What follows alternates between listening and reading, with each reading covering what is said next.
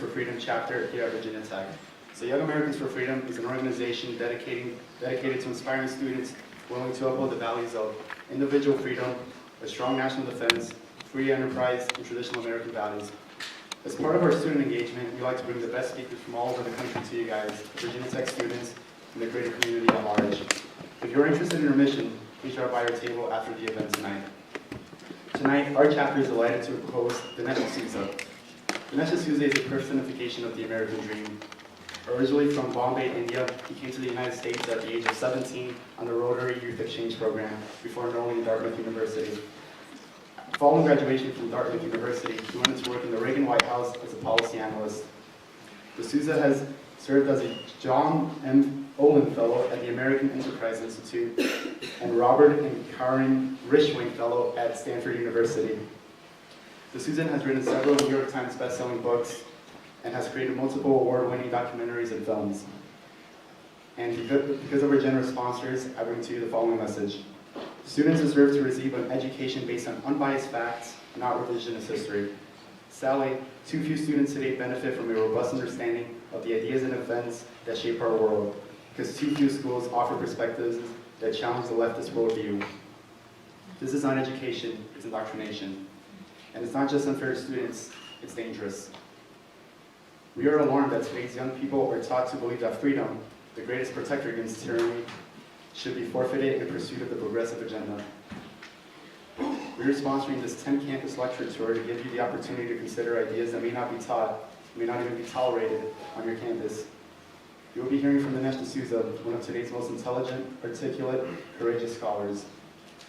We are pleased to partner with Dinesh and Young Americans Foundation to reach thousands of young people to inspire you to pursue knowledge, challenge leftist misinformation, and advance freedom and prosperity for all.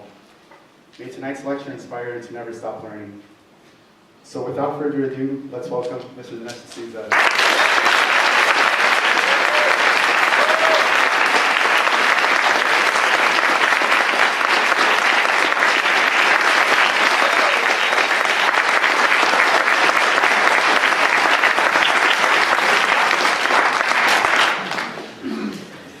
Thank you very much. I'm really thrilled to be here and excited to be talking to you about some of the crazy swirling issues that have been defining our politics in recent years. The last couple of days have been really big days. Lots of craziness going on. And I have to say that for me, this last year has been kind of a crazy one. I began the year 2018, last year, officially as a felon. I had some pretty good experience of incarceration, of sleeping in an overnight confinement center with some seasoned thugs from all different walks of crime. And I was pretty sure that I had lost all my rights. I would never be able to vote again or own a gun. And all of this came about as the result of a pretty surreal showdown that I'd had with the Obama administration, in which they accused me of exceeding the campaign finance laws through a donation that I gave to a college friend. And they said, did you exceed the campaign finance law? And I said, yes, I did. And I should receive the same penalty as anybody else who did the same thing. And the Obama lawyers go, not so fast. They go, we're going to get you on bank fraud. And I go, bank fraud? They go, yeah, because when you made that contribution, you took your money out of your bank account. And I go, wow. And then they go, we're going to get you on mail fraud. And I go, mail fraud? And they go, yeah, because when you sent in that contribution, you put your check in the mail. And I was like, wow. And then it crossed my mind that what was actually going on was that these guys were reaching into this massive accordion of federal statutes. And they were taking laws that had been passed to go after ISIS and the mafia, and turning those against someone, me, whom they saw to be a kind of dissident. Except they didn't view me as a real dissident. As far as they were concerned, I was a bad guy that they should try to take out.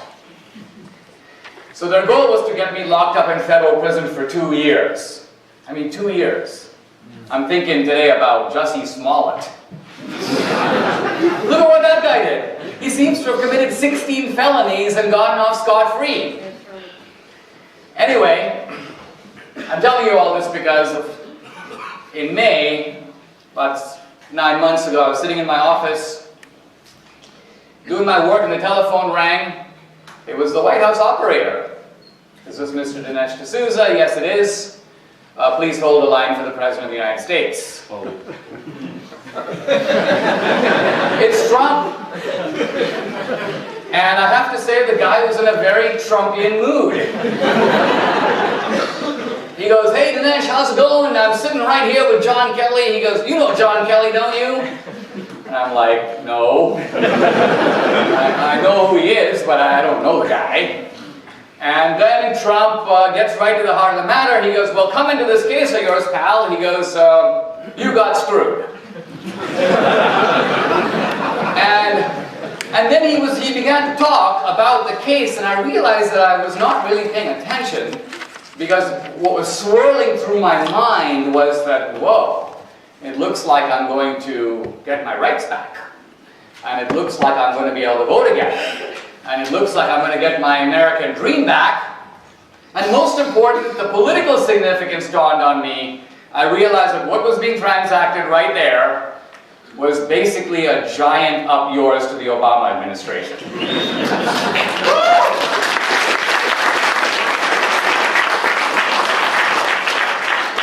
But the president did caution me. He said, "Do not speak a word of this to anyone until I tweet in the morning." And that is kind of how my pardon got out there. Now,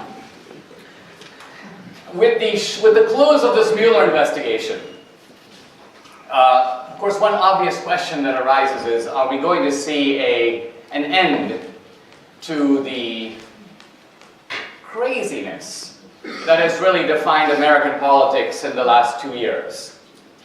Because if you think about it, we actually have not had in America in 2 years a debate on any issue.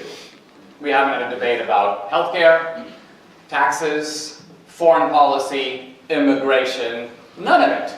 Why? Because our atmosphere has been dominated by investigation and accusation. And no accusation more incendiary than the twin accusations of racism and fascism. Trump is a racist, Trump is a fascist, but not just Trump. The Trumpsters. I mean, this was kind of the point of the Jussie Smollett thing. It was that he was in Chicago at 2 in the morning, and these MAGA guys with Trump hats surfaced. They apparently knew he was going to go for Subway, and they were waiting for him. And so the idea here is that these charges of racism and fascism are attached not just to Trump, but to conservatives, to Republicans. And they rely on not just news, but also narratives. I call it meta-narratives. And these meta-narratives are very important because they're essentially academic, they're historical. They're narratives about our whole country and about its history. And these meta-narratives are taken for granted. They're very rarely scrutinized, they're almost never challenged, and yet they are the necessary basis for the political accusations that we hear. So for example, Trump is a fascist. Well, that depends on the idea that fascism is on the right. Fascism is a right-wing phenomenon. Now imagine if fascism were left-wing. It would make no sense to call Trump a fascist. Yet the idea that fascism is right-wing long predates Trump. In fact, this idea came into the public bloodstream, you might say, after World War II. I should point out to you that prior to World War II, no one, and I mean no one, said that fascism was on the right. The fascists insisted they were on the left, the anti-fascists knew that they were on the left, and the whole notion that fascism was on the right was, I want to say, manufactured after the war, for reasons we will get to. But this idea that fascism is on the right is so pervasive that it is widely taught, it's in textbooks, it is on the History Channel, it's in Wikipedia. I believed it as of a few years ago. Why? Because we all get to know things as we get older, and as we learn, and as we read. And only now in later life has it occurred to me to ask the question, how do we get to know things? And the reason I ask this question is because I came to realize when I would speak on campus that there are lots of young people, very well-meaning and pretty smart, who know things that aren't true. They don't believe them, they know them. And the question becomes, how can you actually get to know something that just is not the case? And the answer is, you get to know it because you see it in a lot of different places that appear to corroborate the original hypothesis. I'll give you an example. So you have a professor, let's just say at Princeton, and he writes a book, Fascism is on the Right. Let's say he's a left-wing historian. And his colleagues, who are pretty like-minded and they like his work, go, great book, path-breaking analysis, changes the debate, so on. Pretty soon the book is now reviewed in the New York Review of Books and the New York Times. He's at the LA Book Fair. He's interviewed on NPR.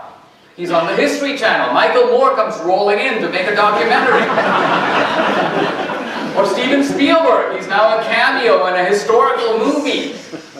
And so the ordinary guy, if you say, hey, how do you know fascism is on the right? He goes, well, wow, I saw it in Barnes & Noble, and it was on the History Channel, and I type into Wikipedia, there it is. So we don't realize that that's the same bullet ricocheting from one wall to another wall and coming back at you, but because you're seeing it over here and over there and over there, you think it's got to be true. So tonight is going to be very interesting because I'm actually going to be telling you things that I think you don't know, that not only contradict facts that you believe to be true, but in some ways contradict the worldview that lies behind those facts. And that's what puts me in a very hard position because I'm not just trying to get you to believe facts, I'm trying to actually get you to change the lens inside the camera. To change the way that we actually think about those facts and interpret them in the first place. Now, it's been very interesting for me to see over the last few years this uprooting of Confederate statues that's been going on in Virginia. I guess it started in Charlottesville, it's been going on in other parts of the South. And I thought to myself, this is really very interesting. What is the sort of message or point of doing this? And the point of doing it appears to be really clear. Let us publicly indict not just the South, the party of the Civil War and slavery, but let us indict the Confederacy and those descendants of the Confederacy who would stand up for the Confederacy today. Now, I look at this a little more carefully and I realize, well, whose statues are they pulling down? And for the most part, they're statues of the unnamed Confederate soldier. Typically, it's not Robert E. Lee, it's not Stonewall Jackson, it's just typically the Confederate's monument of a Confederate soldier, and they yank him down, and you see all these Antifa guys kicking the statue and so on, taking great pleasure in, inflicting pain on the statue. And I think to myself, everybody knows that the typical Confederate soldier was a dirt poor farmer or laborer. It's not a guy who owned any slaves. When one of those guys was asked, why are you fighting? You don't own a slave, you don't own a plantation. What's your reason for fighting in the Civil War? The answer was something like this, because the Yankees are down here. End quote. So is this poor SOB? Is this guy literally the demonic face of American racism? No. No.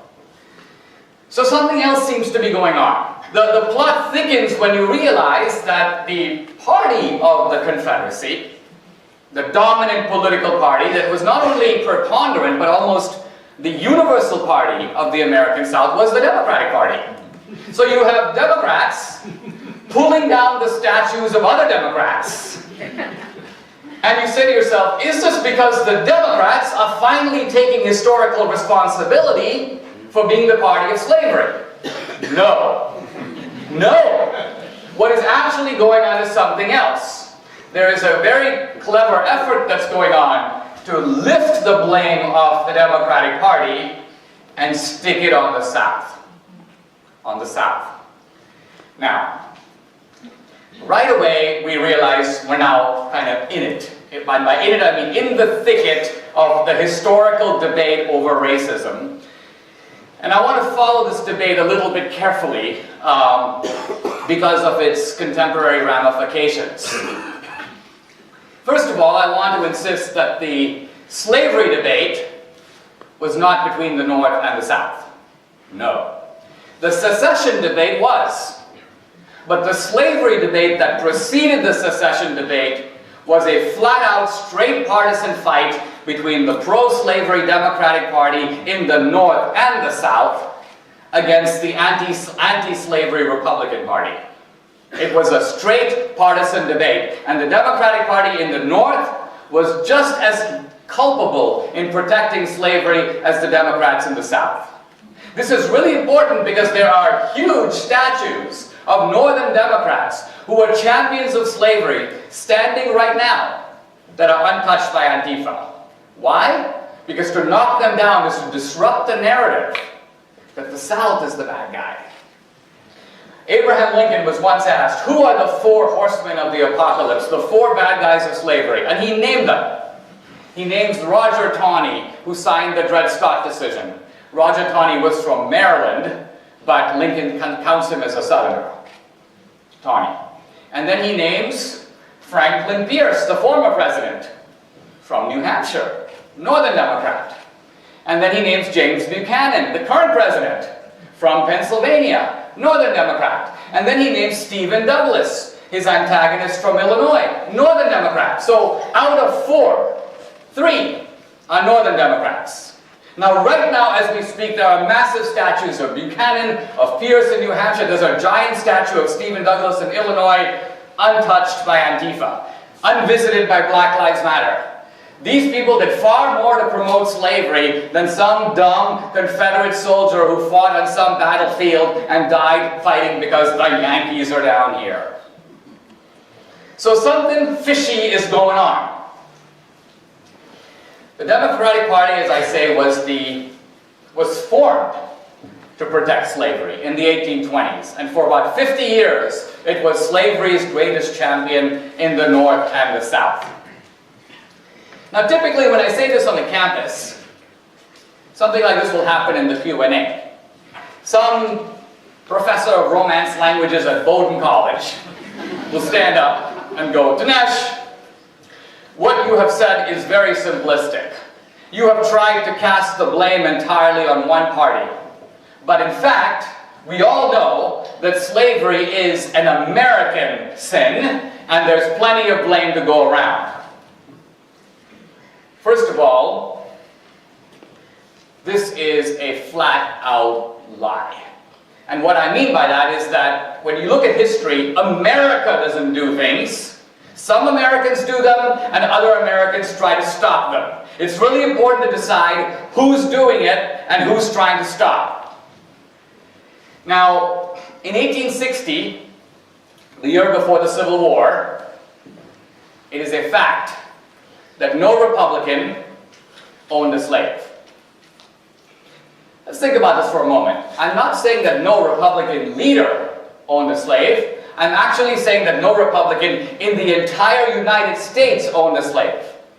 And if that's true, it follows that all the slaves in the entire country, numbering at the time 4 million, were all owned by Democrats.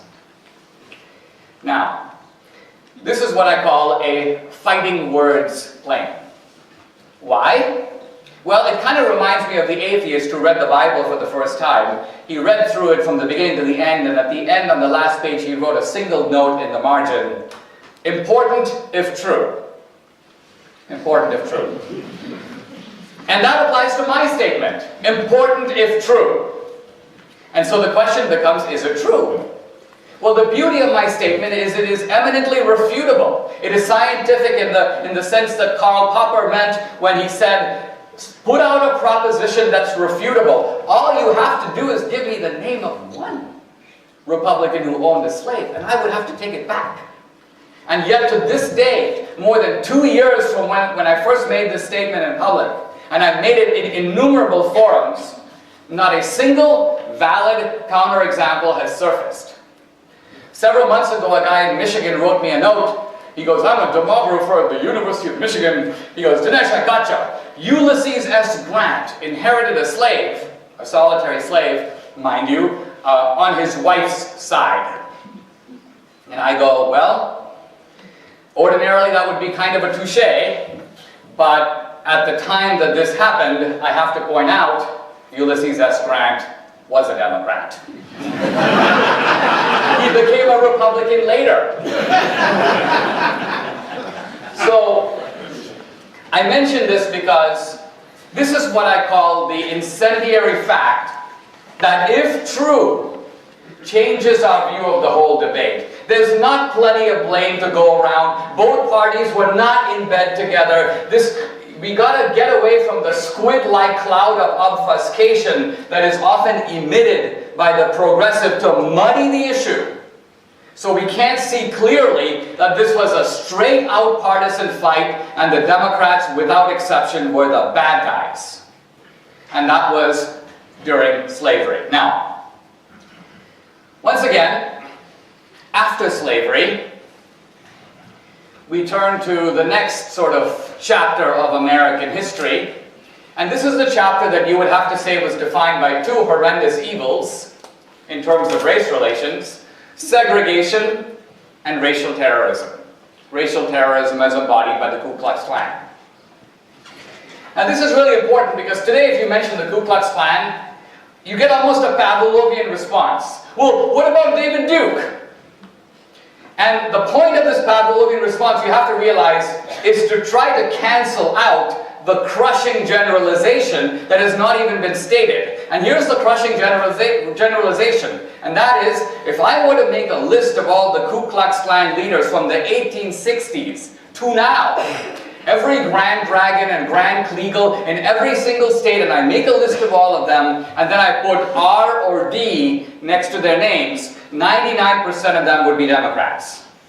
99%. So the point of fishing out David Duke is to try to divert attention from the true generalization, which is that the Democratic Party is the party responsible. All the lynchings and hangings and Negro barbecues, so-called, in which people were hung up on trees and hamburgers were served, those were basically Democratic festivals with Democratic officials in attendance. And that too is a fact. To quote Eric Foner of Columbia University, for 3 decades he says, quote, the Ku Klux Klan was the domestic terrorist arm of the Democratic Party, end quote. Now, if again what I'm saying is true, you have to ask yourself the question, why don't I already know this? Isn't this a topic that's rather well covered in my curriculum? Isn't this something that's talked about a lot in our public debate? How come the things that Dinesh is saying seem so out there that I don't even read them in conservative outlets? How can what he is saying even be true?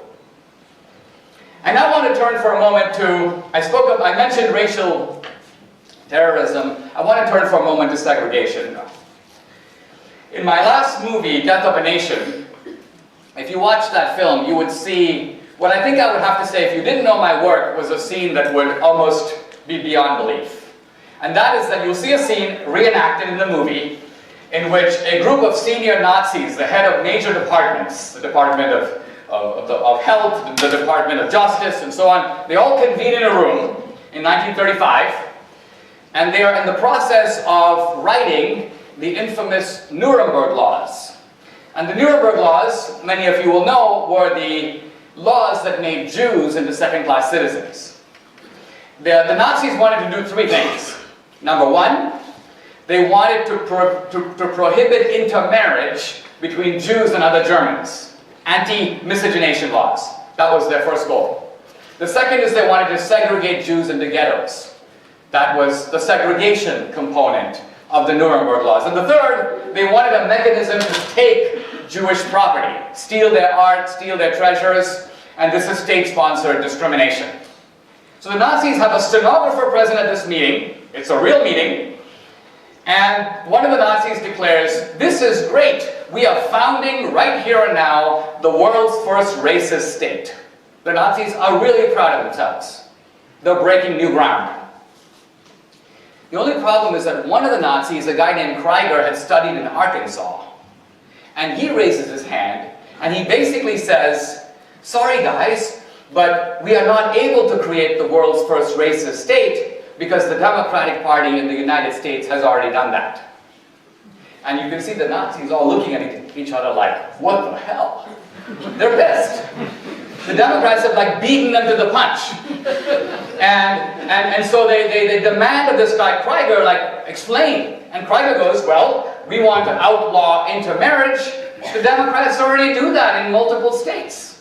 We want to confiscate Jewish property. There's state-sponsored discrimination in all these states. You want to have segregation, segregate the Jews into ghettos like the Warsaw Ghetto and the Lodz Ghetto and so on. The Democrats have segregation laws throughout the American South." Now, we have to pause, because it turns out that the Nazis know something that we in America today don't know, which is that every segregation law in the American South was passed by a Democratic legislature, signed by a Democratic governor, and enforced by Democratic officials, and there is no exception to this rule. This fact, to my knowledge, in fact, all the facts that I'm telling you, to my knowledge, do not appear in any college or high school textbook. They have never been stated, as far as I know, on the History Channel or on NPR, and they don't appear in Wikipedia, even if you type it in directly. And yet, if you look yourself, you will see that what I am saying is true. And in fact, there is no, this is not, I'm not even saying debatable things, I'm saying things that have no refutation. To repeat, every segregation law in the South was done from start to finish by the Democrats. Now the Nazis know this, so that's why they refer to democratic laws. And what do the Nazis do? They adjourn the meeting, and they tell this guy, Krieger, "Go bring us the democratic laws." And when they reconvene, they take the democratic laws of the Jim Crow South, the Nazis do, they cross out the word black, they write in the word Jew, and voila, we have the Nuremberg laws. So what am I telling you? Not that the Nazi laws run parallel to, have a kind of vague similarity to, or resemble, but rather that the Nazis directly lifted the Nuremberg laws from the democratic laws of the Jim Crow South. In other words, Nazism was decisively shaped in some of its most murderous schemes by the United States Democratic Party. And that is a fact that has been completely whitewashed from history. That fact is taught, as far as I know, nowhere in the United States. It is not in any way discussed. In fact, it came to me in my 50s as a revelation to discover it. I had to distrust myself and search for it in 5 different places. The meeting I'm talking about is completely documented. I have the transcripts of it. The Yale historian James Whitman has written a book on it called Hitler's American Model. So I'm not telling you anything that's controversial. I'm telling you things that are facts that have been converted into non-facts. And this, of course, raises a very interesting question. Who has the kind of power to do that? Who can actually erase entire historical truths from the record? Who can get stuff kept out of the textbooks? Who can do that? What kind of conspiracy, if it requires a conspiracy, could... The answer to that question comes in 2 parts. The first part is that after World War II, a new group of progressives, self-described progressives, began to come to power in American academia, in the media, and also in the entertainment industry, which is to say Hollywood. And I don't just mean Hollywood, I also mean the music industry and Broadway and all the comedians. This progressive group, particularly its academic wing, fully knew the deep ties, not only between racism and the left, not only between racism and the Democratic Party, but, and this was even more crushing, between fascism and the Democratic Party, between fascism and the left. Now, here's the remarkable thing about fascism, and that is we keep hearing everybody, yeah, Trump's a fascist. Now, what's really interesting about this, and I see this very much as someone who grew up in a different culture, is for a while when I would hear this kind of word fascism, I would keep asking people, you know, I'd say, what is fascism? And I realized that people are really hard-pressed to say. Even educated people have real difficulty telling you what it is. And in fact, the things that they say, on the face of it, make no sense. Trump's a fascist because, you know, he's an ultra-nationalist. He wants to make America great again. Didn't Hitler want to make Germany great again, Dinesh? Well, if being an ultra-nationalist makes you a fascist, then I have to admit that Mahatma Gandhi was a fascist. Because the leader of Indian independence was, you have to give it to him, an ultra-nationalist. So were all the anti-colonial leaders, Nkrumah in Ghana, Fidel Castro in Cuba, they're all ultra-nationalists. Abraham Lincoln was an ultra-nationalist, so were the American founders, so was Winston Churchill, so was de Gaulle. Does it make any sense to call all these people fascists? No. Clearly fascism is something other than just nationalism. In fact, fascism is the marriage of nationalism with something else that rarely goes mentioned, socialism. National Socialism. That's the official name of Hitler's party. Who gave them that name? Hitler. He put the socialism into National Socialism. He changed the name of the German Workers' Party. And if you look at the Nazi 25-point platform, which I invite you to do, because people will say, well, you know, Hitler just called himself a socialist. He really wasn't a socialist, Dinesh. Oh, really? Pull out your phone. Type in Nazi 25-point platform. Boom. It comes up. State control of the banks. State control of healthcare. State control of education. State control of religion. And down the list it goes. And you go, wait a minute. Trump would not be on board for any of this. But perhaps Elizabeth Warren would. Perhaps Bernie Sanders would. So right away you begin to realize that this sort of fascism label is being deployed in a somewhat deceitful way. When FDR was elected in 1933, by the way, the same year that Hitler became Chancellor of Germany, FDR was not, by the way, an admirer of Hitler, but he was an admirer of Mussolini, the original fascist. And the first thing that FDR did, one of the first things is he got his brain trust together and he told them, all of you, get on a plane and go to Rome. Why? I want you to study Italian fascism. It's more progressive than the New Deal. I want you to bring it here. And so off went FDR's brain trust to Rome, coming back singing the praises of Italian fascism. Again, a fact erased from the record. Now, what's going on? How is all this happening? Who's erasing it and from where? Here's what happened. At the end of World War II, when American troops went into the concentration camps and dragged out those ghostly, emaciated figures, tattered, starving, this became the face of fascism and Nazism. In one look, fascism was discredited completely. And this happened at a time when progressives were coming to power in American academia and media, and they looked at this and they basically went, whoa. They said, if future generations know about the fact that we, the progressives, were in bed with fascism, we're finished. We're done. So what we have to do is not lie, but just leave certain things out. Let's just, you may say, ignore inconvenient facts that disrupt our narrative. Let's just not put it in the textbooks. No one's going to know the difference. Particularly if you dominate academia and the media and Hollywood, you have the three biggest megaphones of our culture. So what if some dude, oh, here's this Indian guy, Dinesh, he knows different. Where's his megaphone? He's not on CNN every day. So how's he going to get his message out? It's very difficult to contradict when a side that controls the megaphones of the culture. And now we have to fast forward a little bit to, I would say, our era. Because the Democrats still have one get-out-of-jail-free card. The party switched sides. They traded places. The Republicans became Democrats, and the Democrats became Republicans. This narrative of the big switch is critical, because if this narrative falls, the whole thing collapses.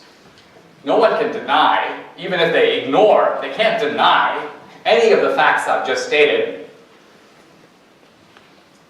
So essentially what you have is the claim that the racist Dixiecrats were conned by Richard Nixon into becoming Republicans. And upon the truth or falsity of this claim, the whole argument hangs. Now, I want to go into this a little bit because it's a little complicated. In 1964, the Republican Party nominated Barry Goldwater, who was not a racist. In fact, Barry Goldwater was one of the founders of the Phoenix NAACP. He had desegregated the Phoenix schools. He was known as a champion of civil rights, but economically he was a libertarian, small government. And Barry Goldwater, for libertarian reasons, came out against the Civil Rights Act of 1964, because in his view, the Civil Rights Act of 1964 didn't just outlaw state discrimination, but also private discrimination.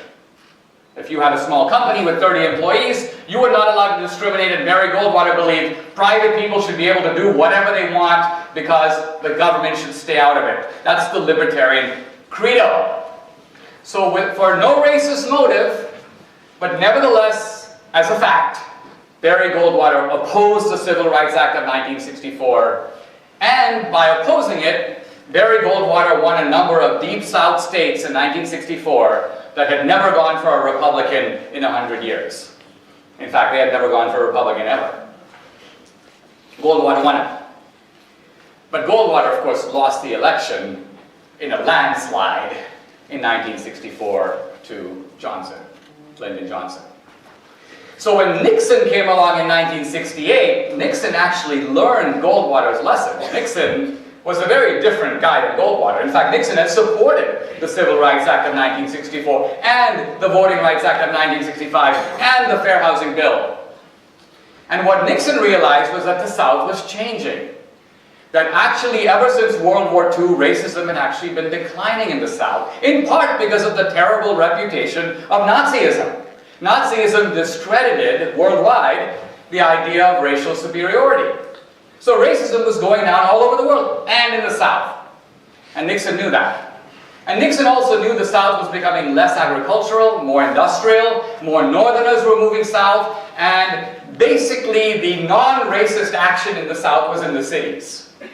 Tampa, Tulsa, Dallas. And so what Nixon did is he had not a Deep South strategy, but what can be called a Sun Belt strategy. Nixon believed that if he could win the Sun Belt, stretching all the way from Florida to his home state of California, he would win the election. And he was right. And Nixon actually won in the South, but he won the urban South, not the rural South, which went for the Democratic segregationist George Wallace.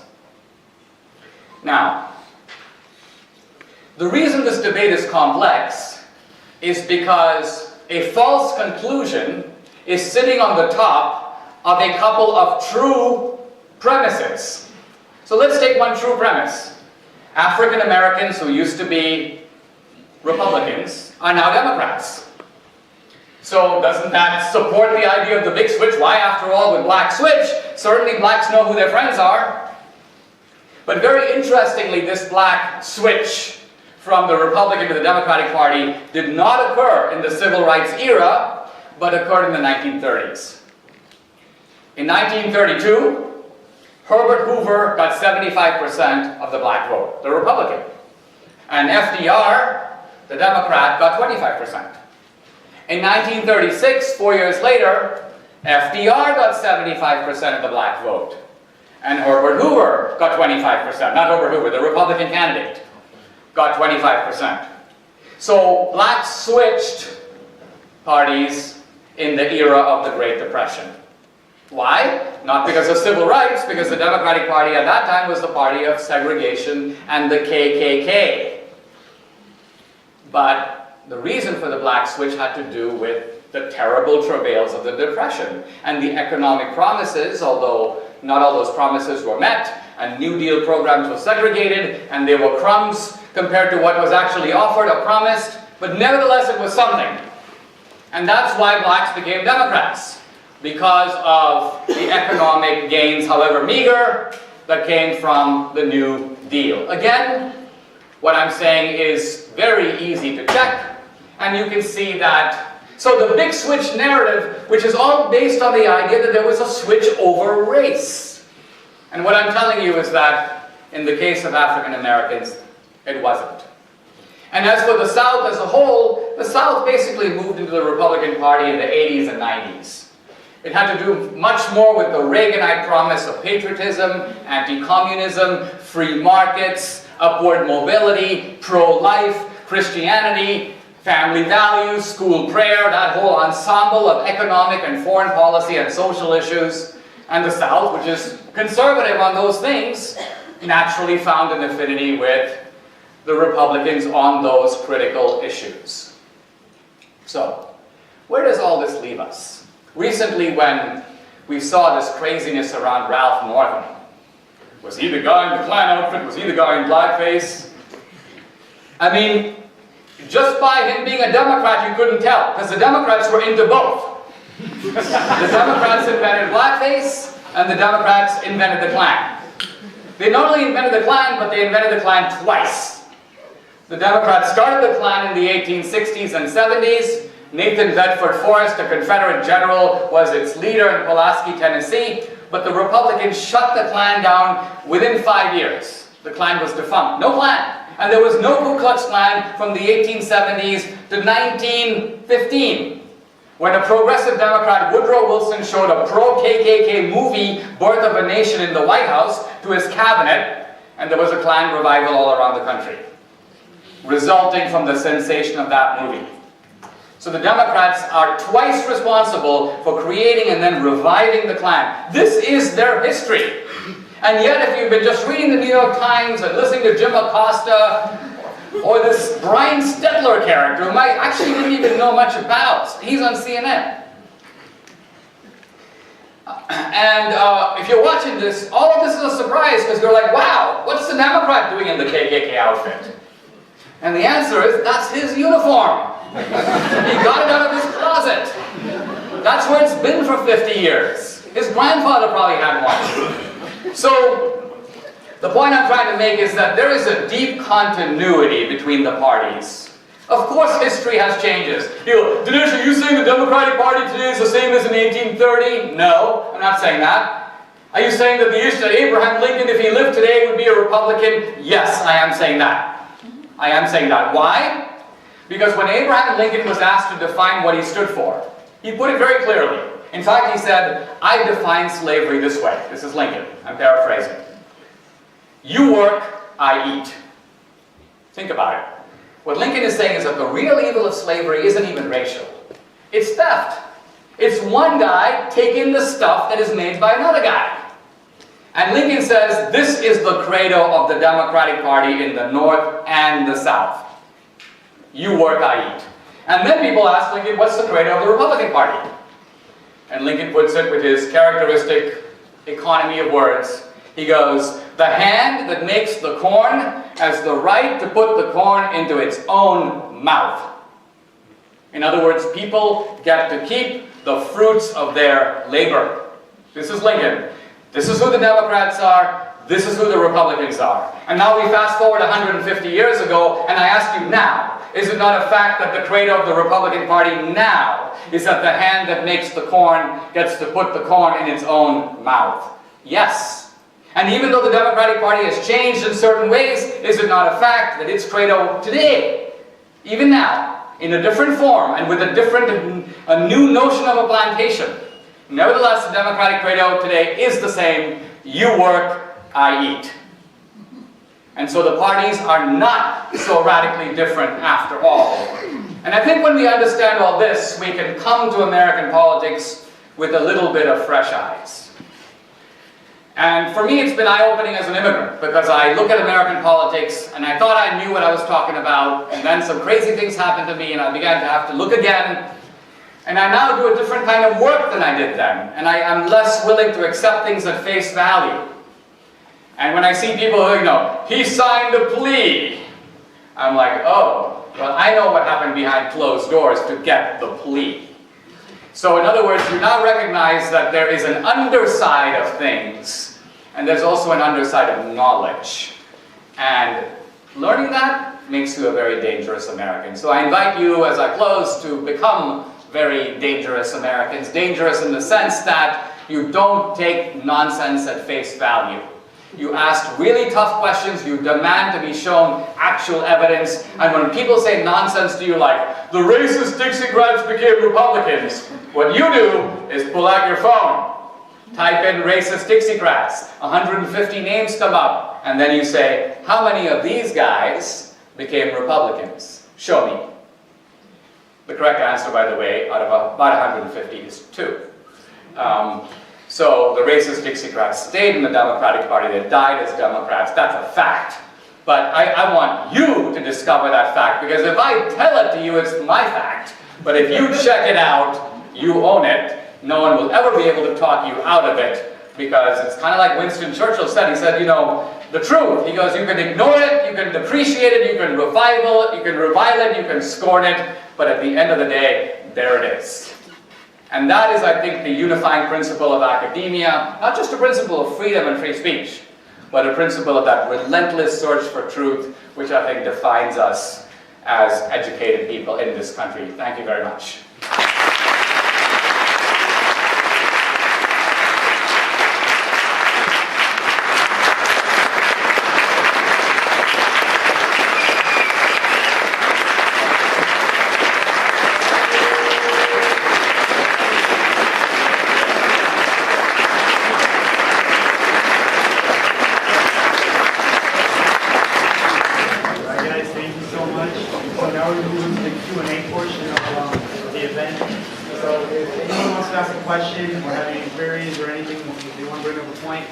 Please line up right here in this row. We'll be taking questions, and if you disagree, please come up to the front so we can have a good debate. Thank you so much.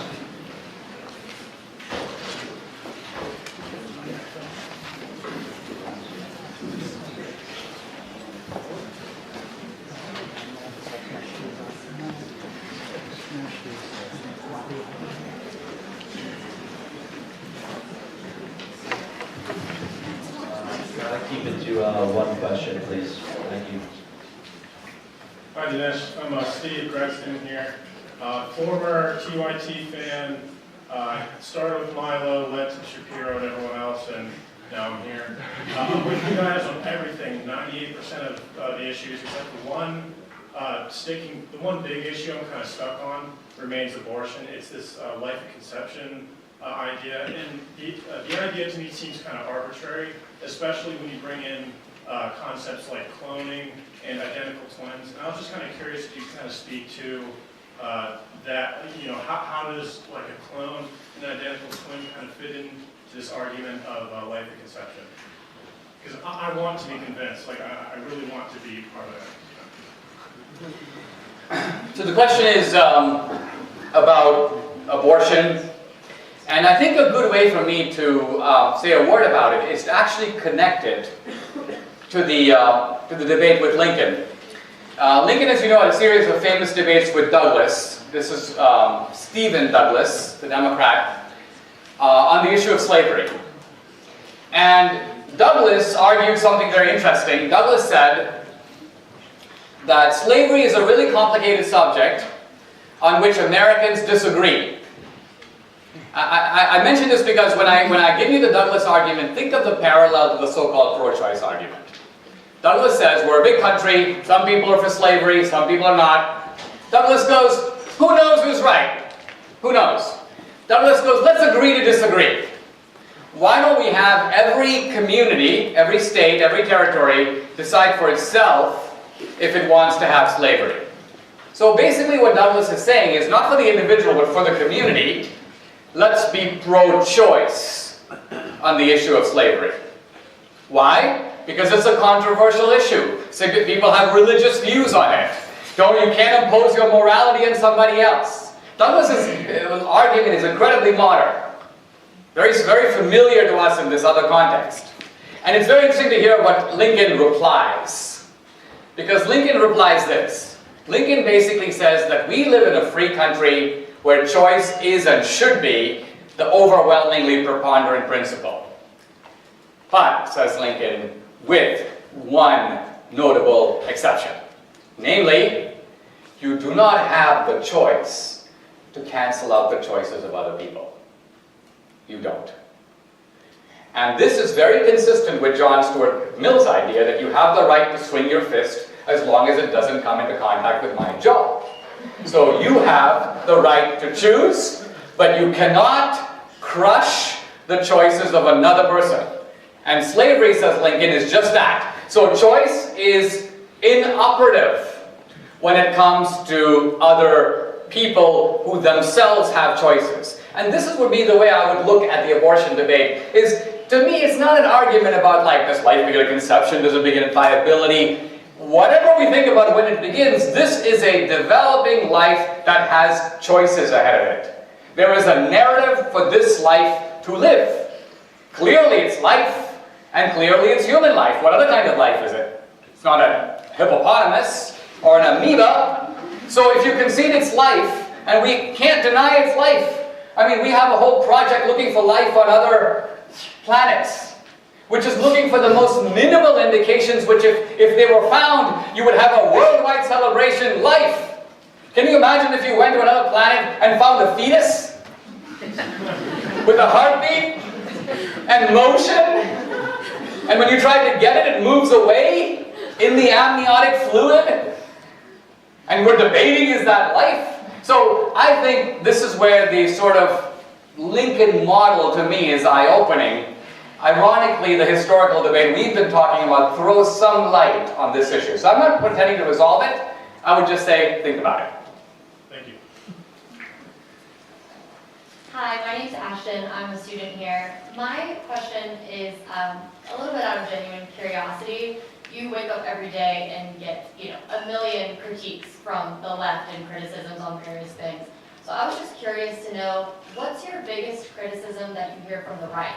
Whether that's, on an issue or personally. I was just curious to know. The biggest criticism I hear from the right, and when I say from the right, I'm talking now about the conservative intelligentsia that I came of age in. I came of age in a group that is now made up of the so-called never-Trumpers. And those guys are, when I was among them, I considered them to be very normal.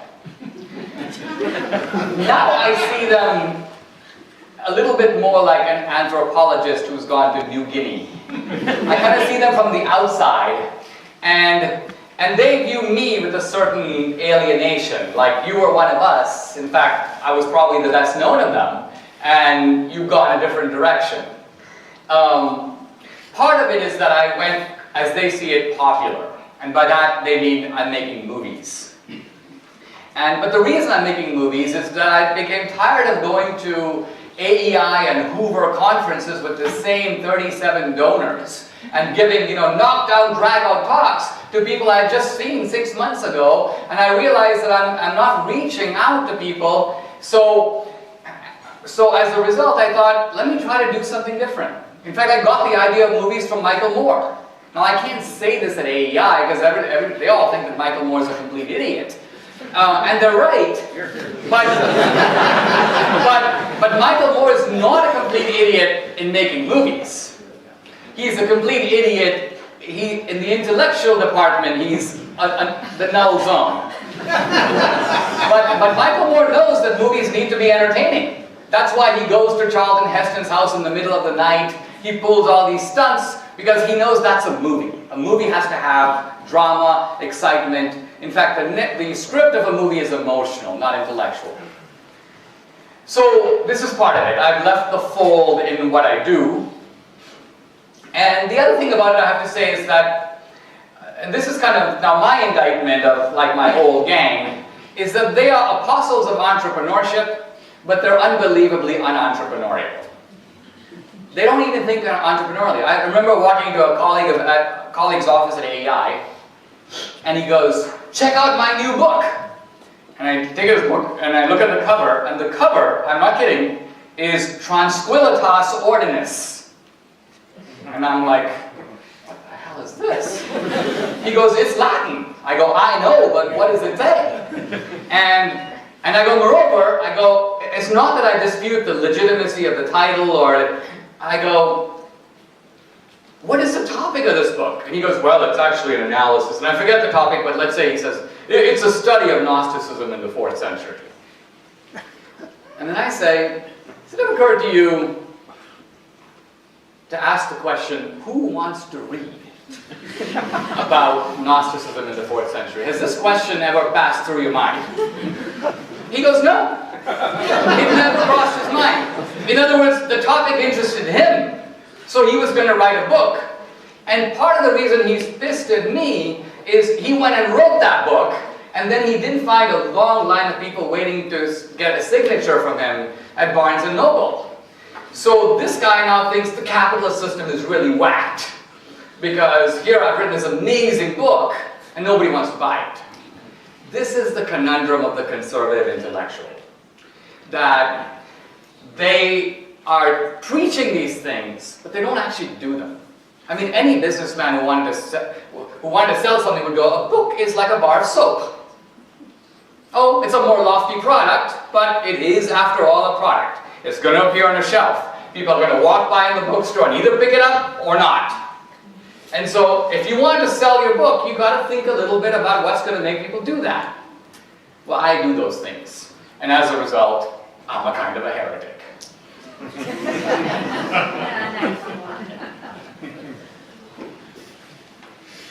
Hi, my name is John. I'm from the YAF chapter at Radford University. And at the beginning of your lecture, you mentioned how you started the year off as a felon and you didn't have your right to vote. Now, of course, none of us are perfect people. We all make mistakes.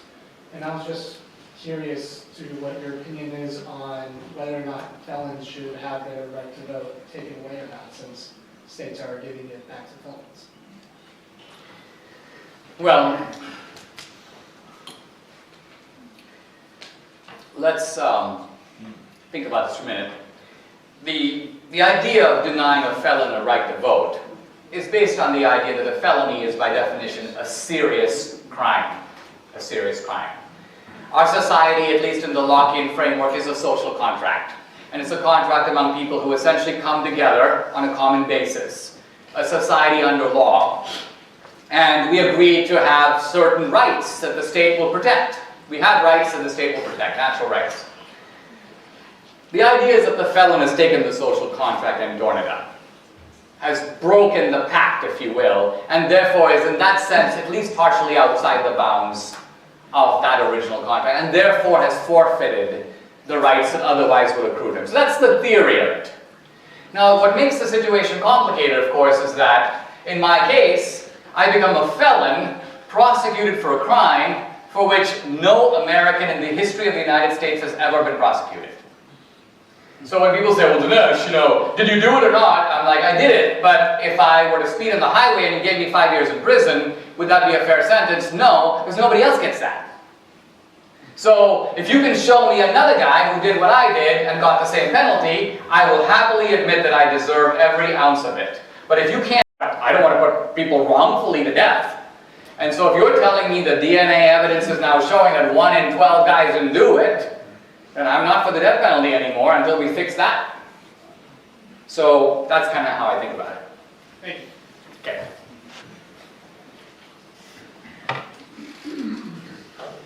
Hello.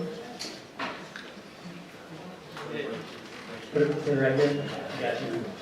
All right. I didn't know who you were until maybe an hour ago. Just happened to come across here. So, an argument I see missing in like conservatism, especially, is you know, if you want small government, and this isn't really a question, but maybe something to consider in drawing people that are on the left into conservatism. So think about externalizing your personal power, letting go of the things you cannot control. So a lot of times with the government, a lot of people feel dependent or feeling a part of something. When they feel a part of something, they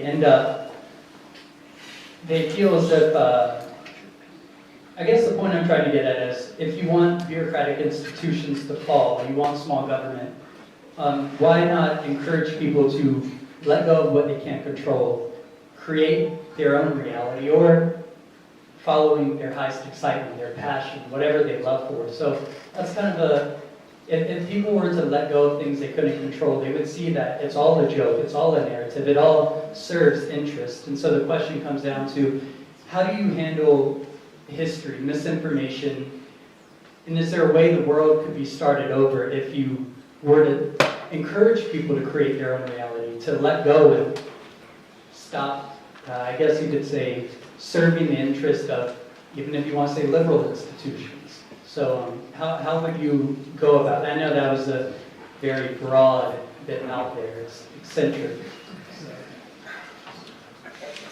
This is what my wife calls you better put away the cannabis question.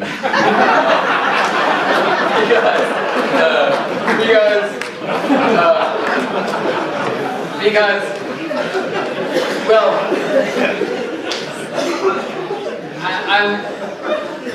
what I'm grappling with is I sense that there's something you're trying to point at that is a weakness in contemporary conservatism. Well, not a weakness. It's something that's missing, and it's what the left, if you want to call it left, right. A lot of times the left, they don't tell people to create their own reality. Rather, they say follow this way of thinking, and you'll serve their agenda. So why is there not that argument encouraging people to not be a part of the government, to let go of things and just create things for yourself? Okay, but I don't think you're saying, and I hope you're not saying this. I'll give you an example. Like today, I turn on the TV and I see Jussie Smollett basically saying, I was attacked. I was attacked, right? And he's maintaining that he was attacked, as he said originally, by these MAGA white supremacists. Now, this is coming after we have seen video of 2 Nigerian guys who work on his show, Empire, who have been paid money by him by check, going to a store and buying MAGA hats and rope to stage the attack, who have told the police that Jussie put them up to it, right? So we know all this, we've seen the video. And yet here is this dude creating this alternative reality, which is that my original story was true. And literally, the people on his show have just tweeted out today, welcome back to Empire. He's back on the show because they are believing. So what I'm saying is, this is truly the Twilight Zone. It's like we all agree to ignore reality and create our own reality. So that's not the type of creation of reality I approve of, because it's difficult to live in a community where there is no empirical, logical basis for democratic citizenship. You say something to me, you say something different than you said yesterday, you make a contract that you have no intention of keeping because you're living in your world, and only in your world you fulfill your contracts, but in my world you don't. Society can't function that way. The justice system can't function that way. Either you did it or you didn't. Did you see the guy do it or not? You cross-examine people, and the underlying assumption is that there's a bedrock of facts that can't be altered. Something actually happened, right? And we're trying to find out what that is. We don't get to make up what that is. Now, there's another side of what you're saying that I totally agree with, which is that when I came to America as an immigrant, I came from a country where if I stayed there, my life would have looked a lot like my dad's. And I would have probably gone into a profession like my dad or my grandfather, which is a technical profession. I would be a doctor or an engineer. Instead, I come to America and I become this strange individual who is incomprehensible to my own family. I can never explain to them what it is that I actually do. But that's America. In America I can create that life for myself. And so in that sense I'm creating my own reality, which I would not have otherwise. But it's not a reality unmoored from empirical facts. That's all I'm trying to say. And you probably agree. Yeah. Oh, by the way, I'm not a cannabis user, but... No, I would just let it off the one-liner.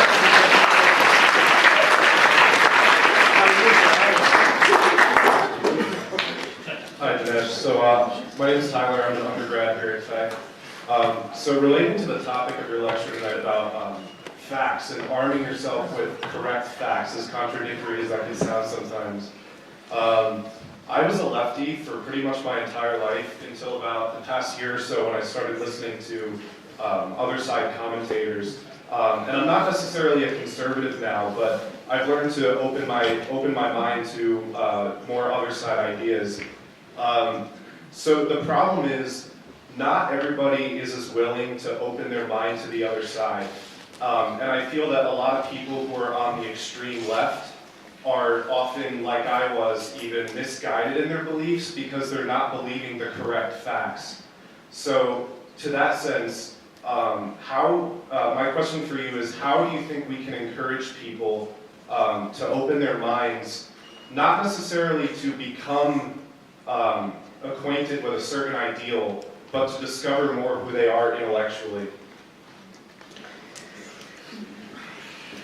I think that the reason that well-meaning people on the left are closed to what the other side, as you put it, has to say, is that they believe that the other side is badly motivated.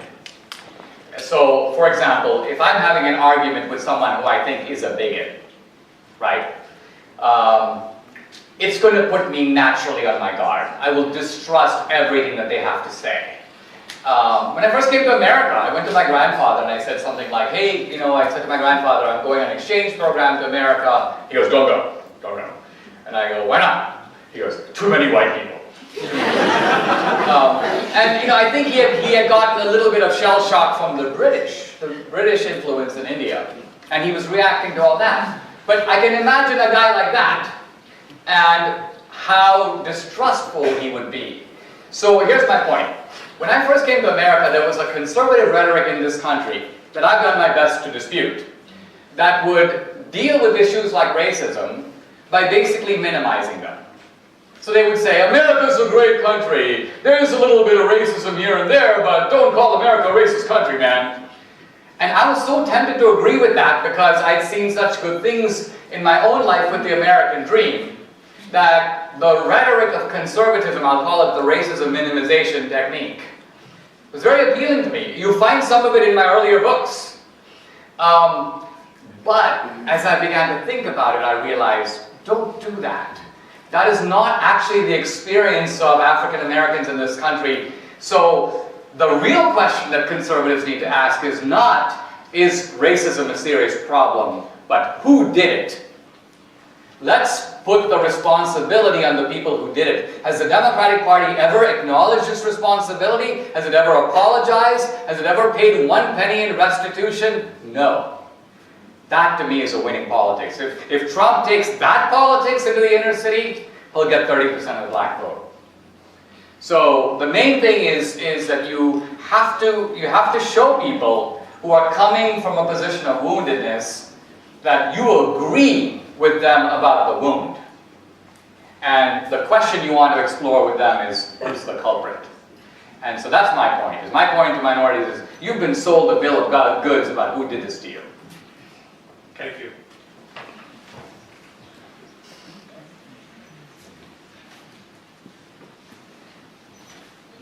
Thank you for having me out here, Dinesh. My name is Jamie. My question is, with the growing popularity of intellectual dark web figures such as yourself, Ben Shapiro, and Dr. Jordan Peterson, do you predict any change in academia's influence on American political thought? In my opinion, academia is in the same bed as the media, and the media is in the same bed as Hollywood. And what's really happening is, it's not a question of, like, will academia come around?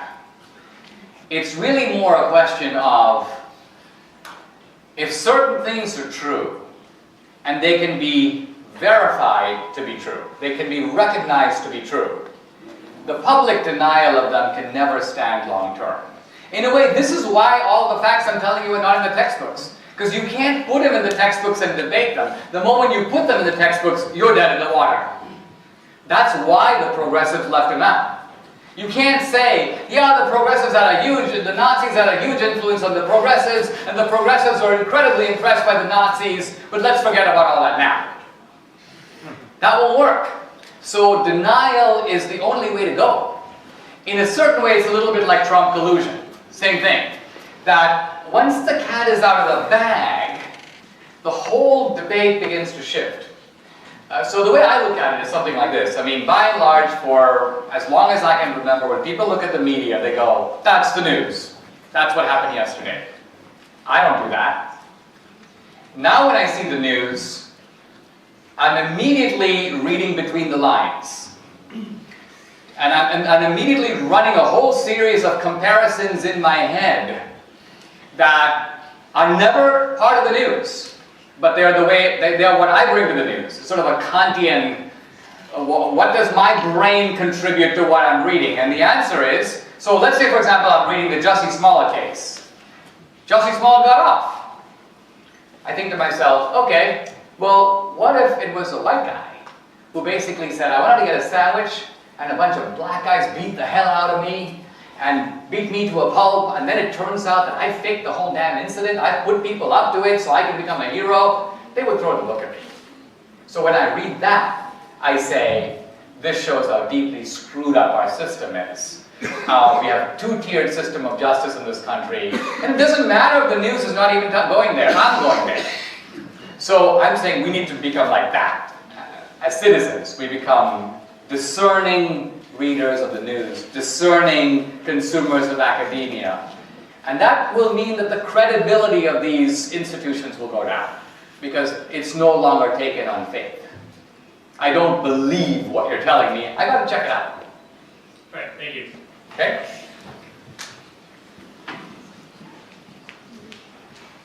Hi there, Dinesh. My name is Nathan. So I come here with a question about your lecture specifically. So let's say that we've demonstrated that the Democratic Party is historically the party of racism and fundamentally the party of you work, I eat. Now that we have this knowledge, what should we do with it? Because if the goal is to discredit the Democratic Party, for example, and we assume a bipartisan system, we're left with a single party, and that's not good for democracy. So in your view, what's the pragmatic use of these political facts within the scope of the American political debate? And is the goal to get the Democratic Party to change, or what's the goal, I guess? Well, first of all, I don't think you need to worry that we're going to be living in a one-party system. Because even if what I say is true, remember in the days of slavery, there was a very powerful pro-slavery plantation constituency. The Democratic Party became a pro-slavery party to serve that constituency.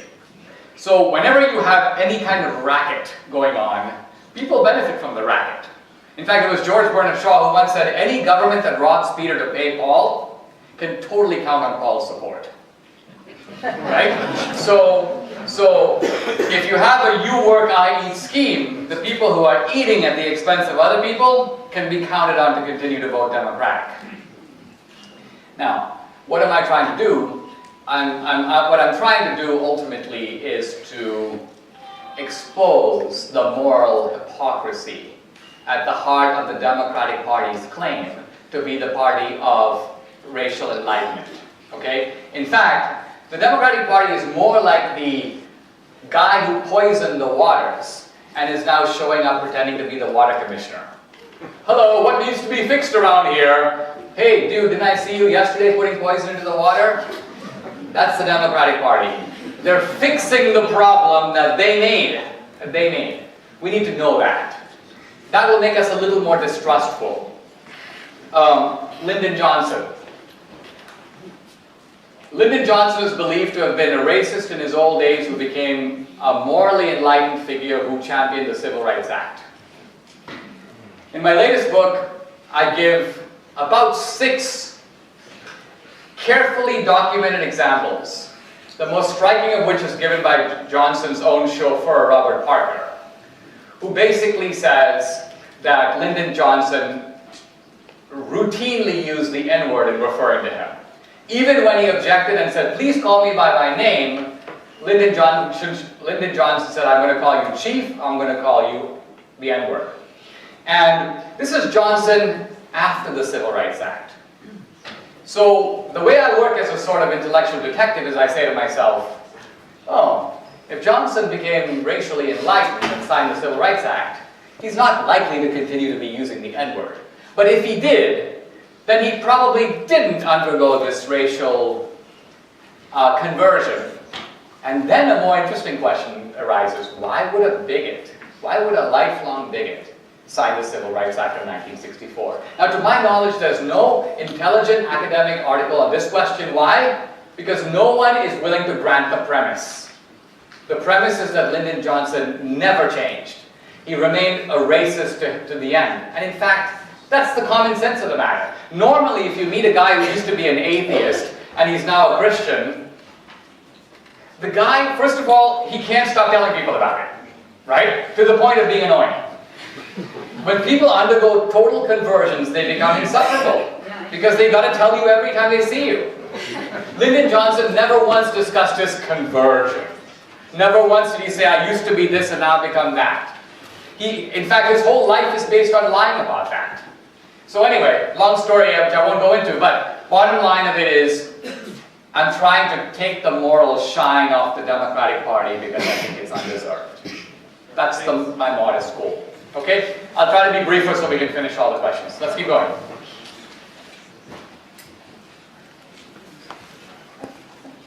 Hi. So I used to work at a movie theater, and I happened to walk in on a showing of Hillary's America back in 2016. And it's on the concept of racism, but the part that I walked in on was the KKK's ties with Planned Parenthood and Margaret Sanger. Do you feel like there is still an undertone in the abortion industry of racism, or is it more geared nowadays towards Down syndrome individuals?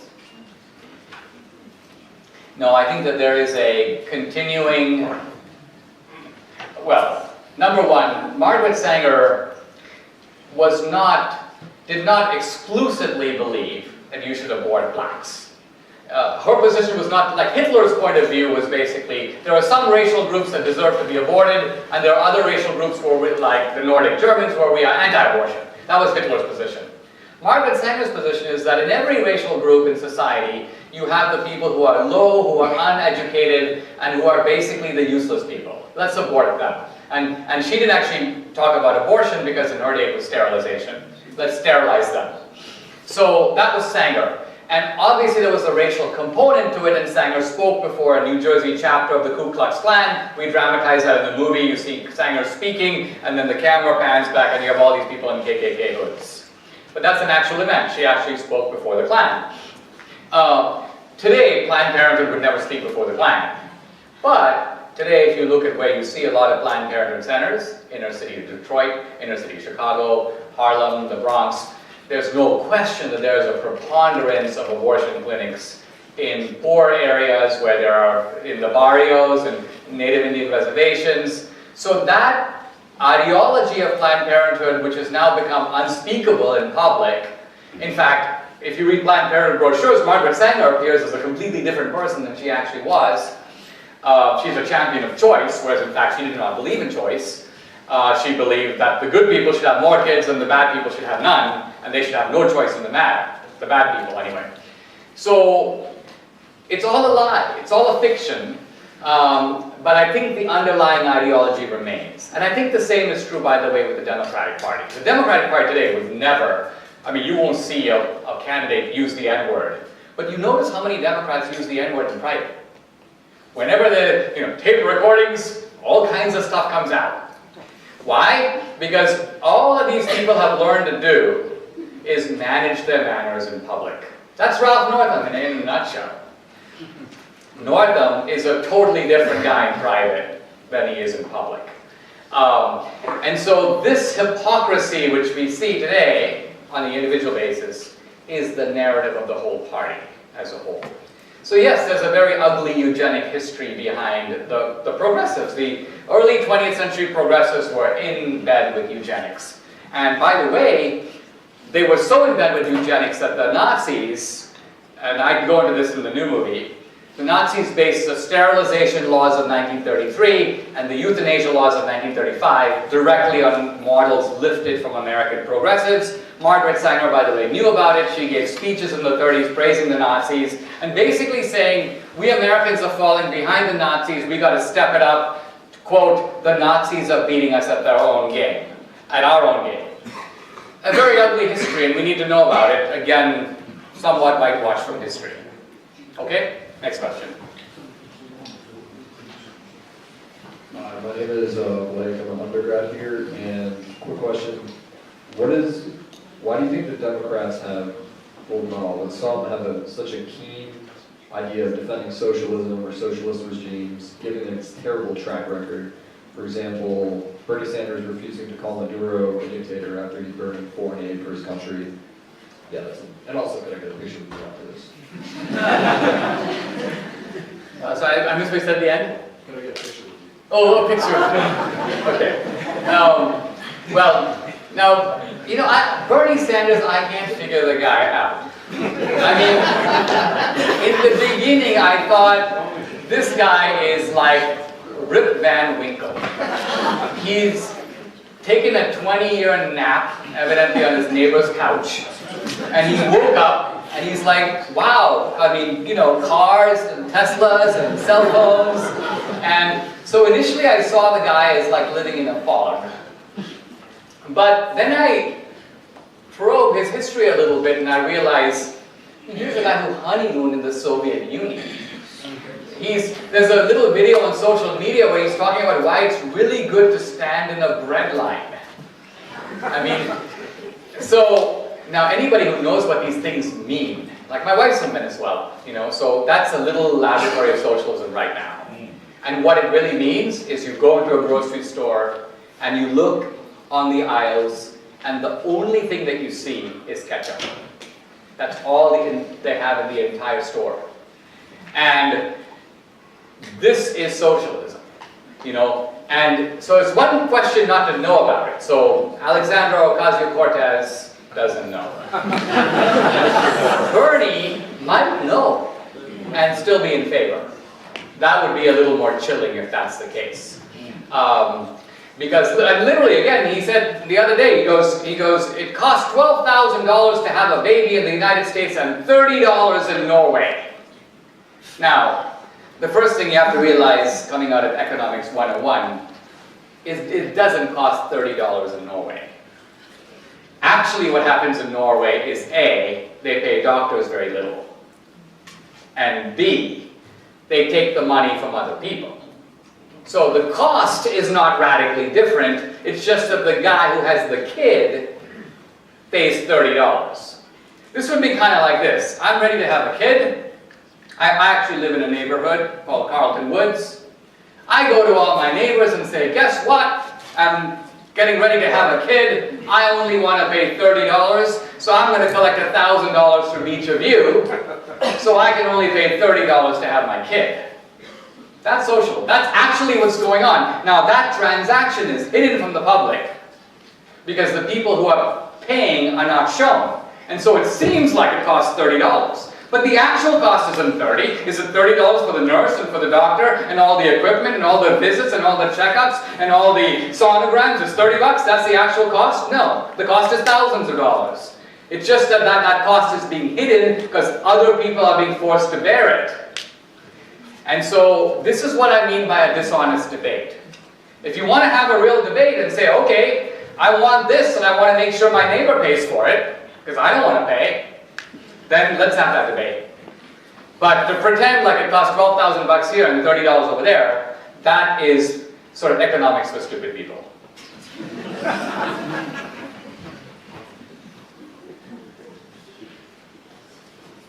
Hey Dinesh, so the main question I wanted to ask you was, so during your whole speech, you listed a ton of really great ideas, and I think a lot of it resonated very well with the crowd, and innovation and all that, and they're really good.